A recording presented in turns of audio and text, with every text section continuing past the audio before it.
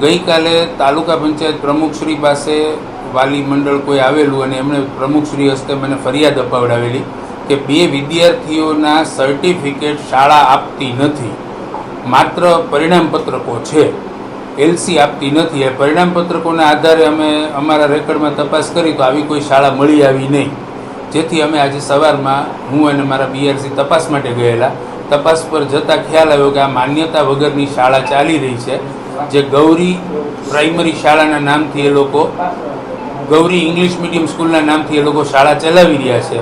આ જાણમાં આવતા અમે રેકર્ડ તપાસવાની વાત કરી તો એ લોકોએ પોતાના રેકર્ડ રૂમમાં અમને આવવા દીધા નહીં, ઓફિસમાં એન્ટ્રી કરવાની ના પાડી અને એક મહિલા ત્યાં હાજર હતા, જેથી કરી અમે પોલીસ બોલાવી અને પોલીસની રૂબરૂમાં અમે ત્યાં તપાસ કરી તો અમને 7 લિવિંગ સર્ટિફિકેટ મળ્યા છે અને હજી ત્યાં 33 વિદ્યાર્થીઓ, ત્યાં શાળામાં 29 વિદ્યાર્થીઓ અભ્યાસ કરતા હતા. એ ધોરણ 1થી લઈ અને ધોરણ 10 સુધીના વિદ્યાર્થીઓ મળી આવેલા છે. હવે આ બધાની વિગતે અમે પુરાવાઓનું તૌલી કરી અને ફરિયાદની તજવીજ અત્યારે કરી રહ્યા છીએ. આ લોકો પરિણામ આપતા હતા કે કઈ રીતે હતા? આ લોકોના જે 2 વિદ્યાર્થીઓની અમારી પાસે લેખિત ફરિયાદ છે એમાં એમણે આમની શાળાના પરિણામપત્રકો આપેલા છે.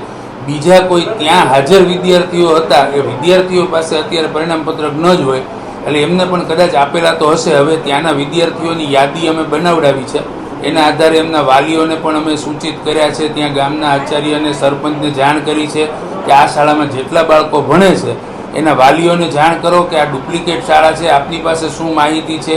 1-2 વાલી અમને ત્યાં સ્થળ પર પણ મળી આવ્યા છે કે જેમને એ ખ્યાલ નથી કે આ શાળા ડુપ્લિકેટ છે.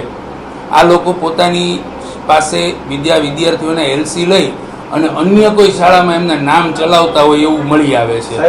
પોલીસ ફરિયાદ કોણ કરશે? આપ કરશો કે? પોલીસ ફરિયાદ હું જ કરીશ. સાહેબ, આ 2019 થી શાળા શરૂ હતી, હવે સાહેબ આ પરિસ્થિતિ જે ચાલે છે રોડથી અંદરના વિસ્તારમાં ક્યાંય કોઈના ધ્યાનમાં આવેલી નથી. હવે નજરમાં આવતા જ્યારે ફરિયાદ અમને ગઈકાલે સાંજે પ્રથમવાર મળી છે તો આજે જ અમે એના ઉપર એક્શન લીધા છે.